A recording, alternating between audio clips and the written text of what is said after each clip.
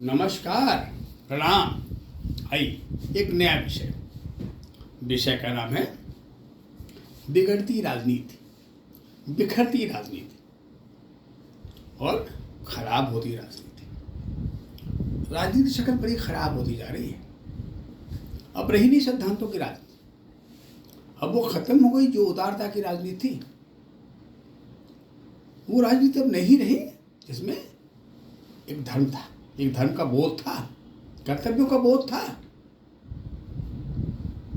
शायद वो वाक्य कहीं मिस कर रहा है ना, जननी जन्मभूमिश्च स्वर्गादपि गरीयसी, कि हमारी मातृभूमि हम बढ़ के रहे।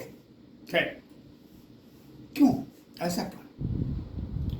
जब हमारे अंदर अवसरवादिता आने लगती है, जब पदलोलुपता बढ़ने लगती है, जब आर्थिक दृष्टिकोण से आर्थिक पक्ष में हम बड़े लोलुप होने लगते हैं, ये तमाम सारे ऐसे विषय होते हैं ना जो हमें कमज़ोर कर देते हैं, या हमारी राजनीति बड़ी कमज़ोर, हमारा व्यक्तित्व बड़ा कमज़ोर पड़ने लगता है। तो जितने हमारे पॉलिटिकल पर्सनैलिटीज़ हैं या जितने हमारे राजनीतिक व्यक्तित्व हैं ना, वो बड़े कमज़ोर होते दिखाई दे रहे हैं। वो अच्छा नहीं कहा जा रहा। आइए एक एग्जाम्पल लेते हैं, फिर बातें करते हैं। एग्जाम्पल है और बड़ा जल्दी का एग्जाम्पल है। एग्जाम्पल है, एक नाम है मिस्टर राघव चड्ढा। जन्म है 11 नवंबर 1988, 9:35 जन्म नई दिल्ली का है। एक बड़ा सुंदर चेहरा, एक बड़ा ज्ञानवान चेहरा, एक बड़ा इंटेलेक्चुअल पर्सनालिटी, एक बड़ा बौद्धिक व्यक्तित्व। जब संसद में बोलते थे तो सुनने का मन करता था। बड़े बौद्धिक पुट हुआ करते थे इनकी बातों में, इनके वाक्यों में। लेकिन बीच में कुछ हुआ गड़बड़, मनोहर साहब ये आम आदमी पार्टी से भाजपा में आ गया। अब समझ में नहीं आया कि जिस भाजपा की बड़ी आलोचना करते थे, जिस भाजपा की बड़ी निंदा करते थे, जिसकी नीतियों की निंदा करते थे, जिसके नायकों की निंदा करते थे, वो प्रिय कैसे हो गए, वो खराब अच्छी कैसे हो गए, वो जिस पार्टी से आए थे वो खराब कैसे हो गए वे? हाँ, हो सकता है किसी भी पार्टी में वैचारिक मतभेद तो हो सकते हैं, विचारों की भिन्नता तो हो सकती है, पर सिद्धांत नहीं बदलते। सिद्धांत पदहीन हो सकता है कोई व्यक्ति, पर सिद्धांत नहीं छोड़ सकता है। देश का इतिहास तो ही कहता रहा है। महात्मा गांधी ने सिद्धांत नहीं छोड़ा। जब वो लंदन की किंग से मिलने गए थे, महारानी से मिलने गए थे ना, तो जो एक प्रोसीजर था, आई बात, एक तरीका था कि भाई जो मिलने जाएगा वेल ड्रेस्ड होके जाएगा। उन्होंने तो कह दिया कि नहीं भाई, मैं तो इसी वस्त्र में जाऊंगा, इसी ड्रेस में जाऊंगा, आधी धोती में ही जाऊंगा। और गए, सिद्धांतों अडिग रहे, सिद्धांतों से कोई समझौता उन्होंने नहीं किया। ये था उनका व्यक्तित्व। आप शास्त्री जी को ले लीजिए, ऐसे बहुत सारे एग्जाम्पल हमारे देश में। कितने सारे हमारे देश के नेताओं ने, सूरवीरों ने, सुरमाओं ने अपने जीवन को गंवा दिया, लेकिन सिद्धांतों से कुछ समझौता बिल्कुल नहीं किया, कतई नहीं किया। पर आज की राजनीति बड़ी गंदी होती जा रही है। आज की राजनीति बड़ी बिगड़ती जा रही है, बदरूप होती जा रही है। कारण क्या है? आइए हम इस कुंडली का एग्जाम्पल ले लेते हैं। वैसे बहुत सारे एग्जाम्पल हैं। अभी पिछले दिनों में चुनाव हुए हैं, कुछ मुख्यमंत्री बने, असम में बने हैं, बंगाल में बने, पश्चिम बंगाल बने। ये वो लोग थे जो पहले कांग्रेस में थे और आज भाजपा में हैं। जब ये कांग्रेस में थे तो भाजपा इनकी बड़ी निंदा करती थी, बड़े आरोप लगाते थे इनको पर। और यही नहीं, ये लोग भी भाजपा पर आरोप लगाते थे, उसके कार्यप्रणाली पर आरोप लगाते थे, उसके नायकों नेताओं पर आरोप लगाते थे। खैर, आइए एक एग्जाम्पल उसको समझते हैं, क्या रीजन इसके पीछे है। आइए, ये कुंडली का जो लगा है ना, वो धनु है। जन्म है 11 नवंबर। अगर देखा जाए तो ये शरद ऋतु है और शरद का उत्तरार्ध पक्ष है, क्योंकि आधे नवंबर तक शरद होता है। ऋतु में शरद है। इसका मालिक स्वयं मरकरी नाम का ग्रह, जिसको कहते हैं, इसका मालिक बुध नाम का ग्रह होता है। तुला संक्रांति है। दो संक्रांतियां होती शरद की, एक कन्या होती, एक तुला होती। ये तुला संक्रांति। आइए देखा नहीं, कुंडली का जो लगे ना, धनु है 9 नंबर। इसका मालिक जो बृहस्पति नाम का प्लेनेट है वो कहाँ है भाई? कहा वो इस घर से छठे खाने में, वृष राशि में, शुक्र की राशि में। और शुक्र की जो इसका मालिक है का वो अपने घर से पांचवें खाने में यहाँ बैठा है, कुंडली के दशम भाव में। इसका जो मालिक बुध नाम का प्लेनेट है वो कहाँ बैठ गया? बुध यहाँ बैठ गया तुला में। यानी बड़ा एक्सचेंज हो गया बुध में और शुक्र के बीच में। शुक्र बुध के घर में और बुध शुक्रवार के घर में, शुक्र के घर में, दोनों में एक्सचेंज कर रहे। चंद्रमा नाम का जो ग्रह वो वृश्चिक राशि में है, नक्षत्रों का अनुराधा। शनि लगन में बैठ गया, धनु में बैठ गया। राहु कुंभ में है।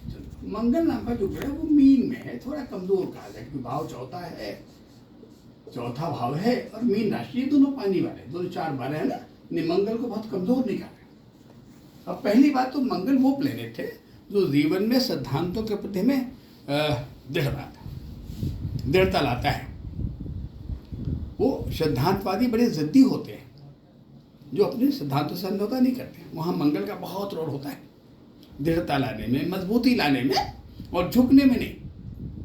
वहाँ झुकते हैं जहाँ विनम्रता, वहाँ झुकते हैं जहाँ झुकने से हमारे सिद्धांतों को क्षति नहीं पहुँचे, है बात। लेकिन कमजोर मंगल का व्यक्ति का कॉन्फिडेंस बहुत मजबूत नहीं होता, कितने इंटेलेक्चुअल हो जाए, कितना बुद्धिमान होता है, पर उसका मनोबल मजबूत नहीं होता है।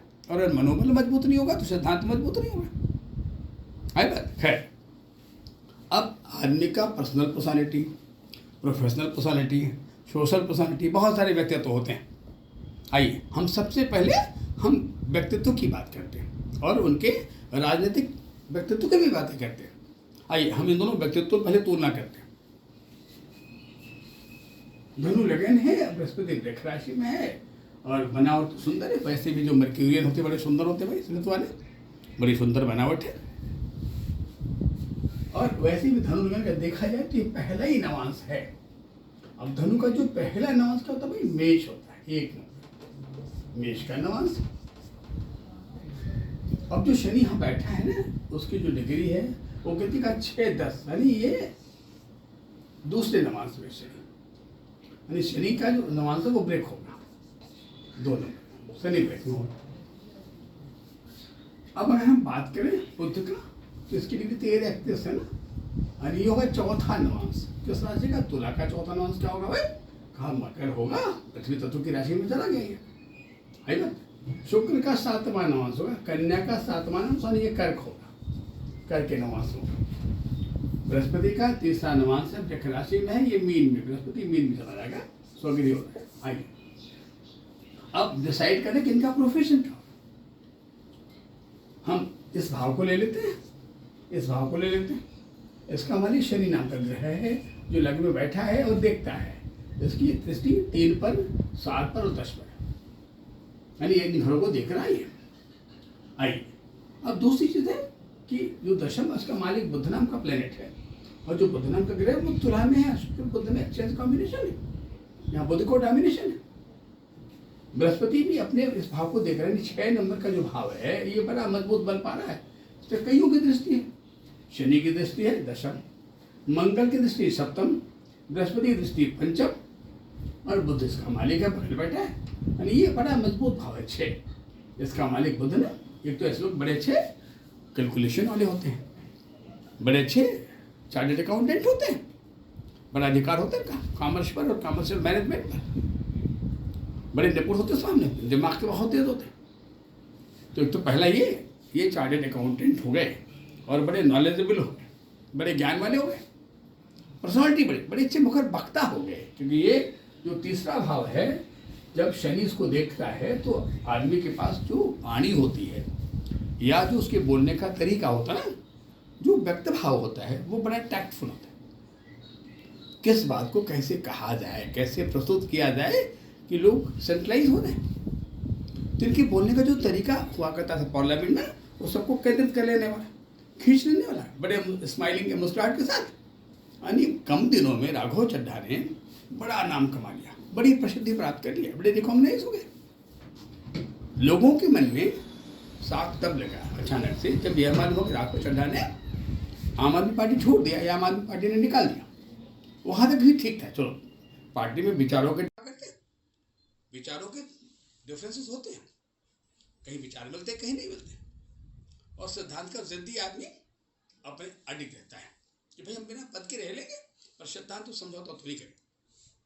इन ताजुब तब हुआ जब यह मनमोहन साहब राघव चड्ढा जी ने भाजपा ज्वाइन कर लिया, भारतीय जनता पार्टी ज्वाइन कर लिया। अरे भाई, इसी भाजपा की बहुत आलोचना करते थे, चिल्ला चिल्ला के आलोचना करते थे, संसद में आलोचना करते थे, पार्लियामेंट में आलोचना करते थे। फिर जिसकी इतनी आलोचना करते थे वो इतना अच्छा कैसे हो गया, इतनी पॉजिटिविटी कैसे आ गई, उसकी तारीफ कैसे करने लगे, उसकी प्रशंसा कैसे होने लगी। इसका मतलब कहीं अपने सिद्धांतों के फॉलोअर नहीं कह रहे, अपने सिद्धांतों पे कहीं मजबूत नहीं कह जाएंगे, कहीं वो दृढ़ नहीं कहे जाएंगे, कहीं कमजोर कहे जाएंगे। परिवर्तन किन्हीं कारणों से, कुछ ने कहा साहब परिवर्तन भय के कारणों से, क्योंकि सत्तारूढ़ के दल के पास बड़े पावर होते ना, सीबीआई होती, ईडी होती, इनकम टैक्स तमाम डिपार्टमेंट होते हैं, शायद भय के साथ ऐसा कर लिया। अरे भाई, जो विद्वान होता है, सिद्धांतवादी होता है, धर्मनिष्ठ होता है, कर्तव्यनिष्ठ होता है, वो बड़ा निर्भीक होता है, वो सिद्धांतों से कतई समझौता भी नहीं करता, धर्म विरुद्ध कार्य नहीं करता। ऐसे थे हमारे अटल बिहारी वाजपेयी। लोग कहते थे कि अटल जी तो बड़े अच्छे इंसान है, लेकिन खराब पार्टी में, वो चाहते तो उनको लोग बुला लेते और प्रधानमंत्री बना देते। उनका बिल्कुल नहीं, और यहाँ हम समझौता करने वाले बिल्कुल नहीं। बहुत सारे हिंदुस्तान का इतिहास भरा पड़ा है, पर आज की तारीख में इस राजनीति की बहुत बड़ी गिरावट है। ये राजनीति बड़ी अवसरवादी होती जा रही है और समझ में नहीं आता है। ये जो हमारा सत्तारूढ़ दल होता है ना, जो रूलिंग पार्टी होती है, जो हमें रूल करती है ना, उसके विचार बदलते रहते हैं। जिनकी बड़ी निंदाएं होती हैं, आलोचनाएं होती, बड़ा आरोप होता है साहब उनकी खराबियों के, बुराइयों के, कि वो घूस लेने वाले, वो ब्लैक मनी रखने वाले, बिल्कुल खराबियाँ होती। पर जैसे उन्होंने भाजपा ज्वाइन कर लिया, उस पार्टी में आ गए, सब खत्म हो गए, उनके दोष खत्म हो गए। खैर, ये एक राजनीति में बड़ी गिरावट के, एक राजनीति का बड़ा गिरता हुआ ये व्यक्तित्व तो कहा जाएगा, उसके स्तर गिर रहे हैं। और ये अच्छी बात नहीं कह रहे, क्योंकि राजनीति देश के लिए बहुत आवश्यक होता है, उसमें राजधर्म होता है, राष्ट्रधर्म होता है। और जहाँ नायकत्व में, नेतृत्व में और नेतृत्व पक्ष में, नेता को, किसी पार्टी को, जहाँ धर्म धारण नहीं होता है, धर्म की कटिबद्धता नहीं होती है, कर्तव्यों की न्यायप्रियता नहीं होती। अरे ये तो राम की धरती है, गौतम बुद्ध की धरती है। ऐसे लोग थे जिन्होंने राजधर्म निभाने के लिए, राष्ट्रधर्म निभाने के लिए अपना जीवन ही त्याग कर दिया, अपने सुख को ही त्याग दिया। खैर, समय बड़ा कम बचा हुआ है और तो हम विदा लेते हैं। इस पर लंबी चर्चा करेंगे अगले एपिसोड में हम। तब तक के लिए मित्रों, नमस्कार, प्रणाम।